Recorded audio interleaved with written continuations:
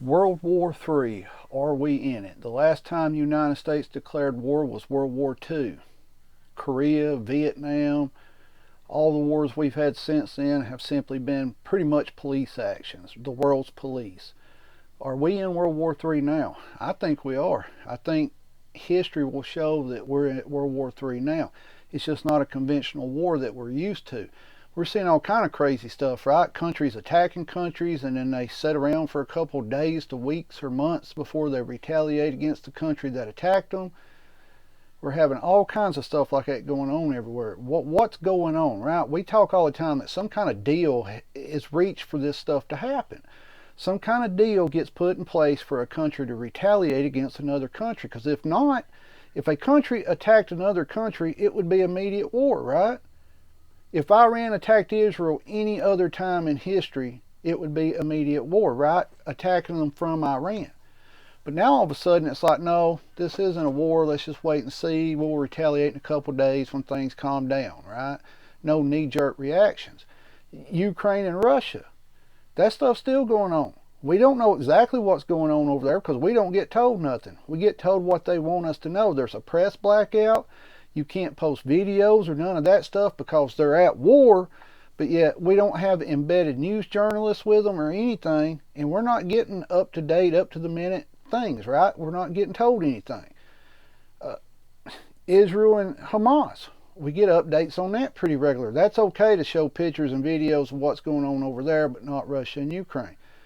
World War III is just not the war that we all thought it would be. You know, a lot of people sit back and say, well, World War III is going to be when the nukes start flying. Okay. Do you realize how many countries are involved in all these police actions all over the world right now? A lot of countries are involved. Look at Russia, Ukraine, how many countries are supporting Ukraine. But it's not considered a world war, right? Because Ukraine is essentially a proxy war between NATO and Russia. Now you got Israel sitting back saying, well, we're going to retaliate against Iran or we may not. You've got our president, Joe Biden, saying, no, don't. You know, they sent their stuff. They told us this was it. If you remember, right before the drones and the missiles hit Israel, there was a release from Iran that said, hey, this is all we're sending. It's just retaliation. All's good, you know. Let's shake hands and go on another day. And Biden, of course, is telling Israel, don't retaliate. And then you hear Israel's like, we're going to retaliate. But you got to understand, Israel doesn't want to bite the hand that feeds them. And some people are like, whoa, wait a minute, everybody's got to support Israel. It's in the Bible. Israel without financial backing from other countries would not be the power they are. They wouldn't. Who do you think supplied all the weapons that they're using in their Iron Dome? Do you think they're over there making those missiles, rockets, defense systems? No. Guys, eventually, like I said, somebody's going to get tired of these deals. They're going to go against the deals, right? Deals are being made for this, deals are being made for that. And so eventually somebody's going to be like, we're not going to play ball no more. You also got to stop and think. The Israel-Hamas war. What is off the coast of Gaza? A natural gas field. It was found 2000, I believe, in the year 2000, somewhere around there. Israel wants to lay claim to it. All right. What's missing over there now? Nord Stream pipeline got blew up. No natural gas is coming through to Europe, right? Israel wants that gas line. Now, is that the sole cause of this? No, because Hamas attacked Israel, right? But who backs Hamas? A lot of people say Iran backs them financially. Do you see what I'm saying? Eventually all this is going to come to a head, or it's just going to just continuously go the way it's going. You know, here lately our wars last 20 years. Vietnam, you know, the last Afghanistan, Iraq stuff, 20 years, right? And they're not technically wars by definition. They're considered police actions. So would they actually declare a world war? Probably not. Probably not. That's why I believe we're in it and they're just not saying it. I mean, we was warned, what, almost a year ago about cyber attacks, that how everything was going to start happening to our grids, our infrastructure, you know, shipping and all that. And look what's happening. We got ships running into bridges. We've got all kinds of stuff going on here in the United States that they're writing off as accidents. You have always trains derailing. which I will say when the derailing train incidents was going on, they were lower than what they normally were. There was a lot more derails before that, but now they get news coverage, so a lot more people talk about them. This Israel-Iran stuff, why did Israel not immediately, once they realized, hey, they launched from Iran towards us?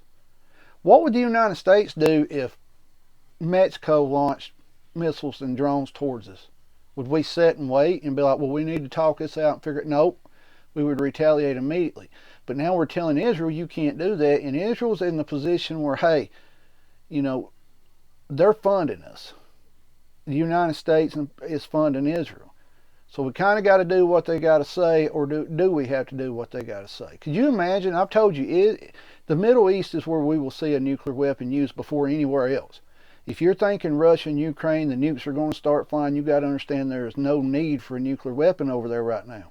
There's not. In the Middle East, they'll use them. If they got them, they'll use them. What did Israel say? We'll retaliate all the way up to a nuclear weapon. You also got to ask yourself, all right, all these drones were launched towards Israel. They had hours and hours to wait, right? Why? It was a show. It was a show for the Iran to look tough. For them to look tough. For their people to be able to say, all right, we retaliated and we did what we was going to say. But they didn't do anything, right? I even made a comment on a live stream during all this. Some of y'all may know what Agenda Free TV is. I said, this doesn't look right. You know, all these drones being launched and all this warning, and then they come out and say before they hit that, hey, this is all we're sending, that's it. And no retaliation. You hear all this war cabinet and all this and that. It's absolutely ridiculous. Why did Israel not immediately declare war on Iran? Deals are being made whether you want to admit it or not. Deals are being made. Now eventually somebody's going to say we're not going to go along with this deal. The World War III, are we in it? Yes. It's just not the type of war that we're used to. It's not a boots on the ground war. It's not. It's drone attacks, it's cyber attacks, it's all type of stuff like that we've never seen before. You know, now you can launch a drone from the United States and hit somewhere else in another country, right? It's not the same type of war we're used to. Now, what's going to happen once somebody refuses to keep with the deals that are being made? More cyber attacks. You know, our grids, we send all this money to other countries to take care of their countries. I remember when we sent some funding over to Ukraine, somebody told me I was an idiot because I said, we're paying their retirement. And they're like, no, we're not. And that's actually some of the money we're sending to Iran pays their retirement, pays their salaries and stuff like that right there, so they can keep being a productive member of society, right? It's not just we're sending them weapons, we're sending them money to buy stuff, to make sure that, you know, Junior over there that worked 20 years at the plant is getting his retirement, right? We're making sure that stuff is still paid for them. That's taxpayer money. It's not people, oh yeah, we should support them. Where do you think that money comes from? It comes from taxpayers. Every time you hear these big spending bills or this and that, it's taxpayer money. It is not the United States government just bringing it out their pockets, right? It's coming from taxpayers. And eventually here before the election, this thing, it's got to break off somewhere. It's got to get worse and worse and worse. You know, everybody's immediately thinking when Trump gets in office here, he's going to win it. You know, he's going to win the office and all this stuff's going to stop all over the world. Number one, I hope that does happen. Do not get me wrong. I hope that we can go back to the way things were, but we're not ever going to be able to do that. We're not. A lot of people are saying the election's going to be stopped, that we will not have an election this year. I don't see that happening. I think we'll have an election. It's probably already predetermined who's going to win that election, but we will have an election. Where do we go from the election forward if all this stuff is still going on everywhere? More money, more money, more money. We're just going to keep sending money to all these countries and protecting them. Meanwhile, the American citizens are sitting back like, we can't afford groceries. We can't afford to pay our power bill. We can't afford, you know, they're out here working 80 hours a week. You hear all this stuff about all these new jobs that are out there, and they leave out the part that these jobs are part-time, no benefit jobs. You're lucky to get 20 hours and maybe $8, $9 an hour at this job, right? You're not going to get benefits with it because you're not full-time. This is just going to keep getting worse and worse and worse. until it all collapses. Everybody wants to sit back and think somebody's going to come in and save us, right? Everybody's got this movie mentality, just like a lot of prepper channels have this mentality that when SHTF finally happens, they're going to be Rambo, or they're going to be, you know, they're going to be the superhero in the movie, right? They're going to be that superhero. They're going to save the world and restart the world. When the simple fact is, most people just want to be left alone, go about their days, and be able to pay their bills, right? Plain and simple. That's all most people want in the world, probably, but definitely here in the United States. But you got this mentality that, you know, somebody's going to come save us. Nobody's going to save us. We've got to go through all this on our own. Plain and simple. Are we going to get attacked? I don't know. Sleeper cells could wake up any moment. I do expect that we'll start seeing some more attacks somewhere in the United States on something. It's just the way it's looking, right? We all know election season, everything ramps up and we start getting this kind of crazy stuff going on. But as far as, are we in World War III? Yeah, I think we are. It's just not the type of war that we're used to seeing.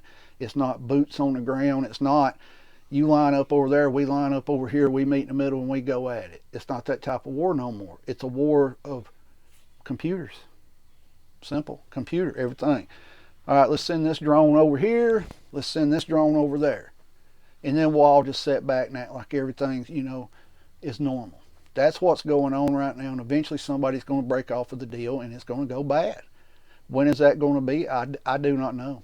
I don't know, but I can tell you that the last time the United States declared war was World War II. Since then, everything's just been essentially a police action all over the world because the United States is the world's police force, but we can't even take care of our own stuff here. We need to put a sign up on the border, no vacancy, sorry, full. We need to tell these other countries, hey, you're on your own. We got to take care of our own people. But we won't do that because these other countries will call in their debts, and then we're broke, right? Deficit spending. Me and you start a business up, and we try to run a business like that. We don't pay our taxes. What happens? We go to jail, even though we're completely bankrupt, right? Completely bankrupt because we're making something that costs $1 and we're selling it for 10 cents. You can't make no money that way, right? But that's how the United States government has a business. That's how they do. Let's sell this for $1, or let's sell this for 10 cents and it costs us $1 to make. That's why we're in the position we're in. Dumb analogy, I know, but most of you get what I'm saying. Let me know your thoughts on this. Do you think we're in World War III, and do you think it will go kinetic, where we will have troops on the ground somewhere? It's looking like it, ain't it? In the Middle East, Iran told us, don't get involved in this, and then we start shooting drones down. Wait and see, right? Wait and see. That's all we can do. Keep your head on a swivel, be aware of your surroundings, protect yourself and your family at all times. At that moment, you're the only person that can do it. Stay safe, keep prepping. Comment on this. I'm getting a lot more people emailing me and commenting, never even heard of your channel. You know, how can you be on here this long and only have 2,000 subscribers, right? I don't know. All we can do is, if you watch the video, hit the like button, share it to a friend, try to get our videos out. And if you don't like the video, just hit the thumbs down. At least that's some interaction, right? And our views, you know, if we get 100 views, 20 of them's from subscribers, 80 of them's from non-subscribed. So if you're sitting on the fence, just go ahead and hit the subscribe button. Stay safe. Keep your head on swivel, y'all. We're going to see what happens this week. Might be a slow week in the news.